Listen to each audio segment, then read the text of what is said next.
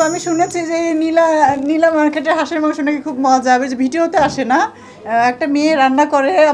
আমি যাব রিসেন্টলি, এটা নিয়ে খুব কথা কথা হচ্ছে শুনতেছি। তো এটা আমি সত্যিই যাবো হাঁসের মাংস খেতে।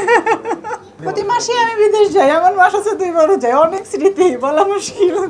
ওকে, লাস্ট রোজার ঈদে মেবি কোথায় গেলাম, টোকিওতে, জাপানে। হ্যাঁ, ওখানে ওই যে অকশন হয় আর কি, টুনা ফিশ, পৃথিবীর সবচাইতে বড় বড় টুনা ফিশ তারা ধরে নিয়ে এসে এটা সকালবেলা খুব ভোরে সূর্য ওঠার আগেই আবার এটা বিক্রি হয়ে যায় অকশনে উঠে। বাংলাদেশে এমন এমন খবর দেখছি প্রতিদিন, এগুলো আসলে ঠিক না।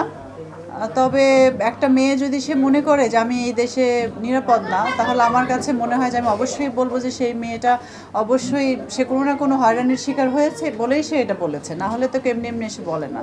তো এটা আসলে আমার কাছে মনে হয় যে এগুলোতে যদি কোথাও কোনো, আমি জানি না, এগুলো যারা ভালো বুঝে, যারা এগুলো ঠিক করা উচিত। সবাই তো আমাকে ভালোবাসবে না, এটাই স্বাভাবিক। এখানে 100টা কমেন্টস পড়লে 100টাই কেন আমার পক্ষে হতে হবে?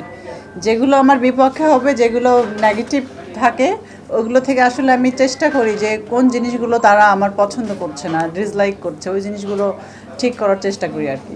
আমি তো করতে পারি, আমার তো কোনো সমস্যা নেই। আমি তো কোনো কিছু ভয় পাই না, কারণ আমার নিজের মধ্যে কোনো ভয় নেই। আমার মধ্যে যখন কোনো ভয় নেই, আমি লিখতেও ভয় পাবো না। কারণ আহ, অনেক কিছু হয়ে গেছে, অনেক কিছু হয়ে যাচ্ছে, আলহামদুলিল্লাহ, আল্লাহ তাআলার কাছে হাজার হাজার শুক্রিয়া। খুব সুন্দর আছি, খুব সুন্দর যাচ্ছি, বিদেশ যাচ্ছি, আসতেছি, যখন এয়ারপোর্টে যাচ্ছি ইমিগ্রেশন পুলিশরা অনেক সম্মান দেয়, অনেক সম্মান আগায় আসে, কথা বলে, ছবি তুলে।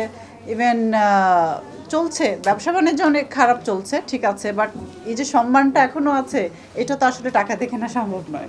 আসলে ও খুব বাঙালি টাইপের একটা ছেলে, যেটা সত্যি। যখন সে ডায়েট করে সে ফুল ডায়েট, আবার যখন সে ডায়েট করে না তার প্রতিদিন একটু বাংলা খাবার খেতেই হয় আর খেতে হবে।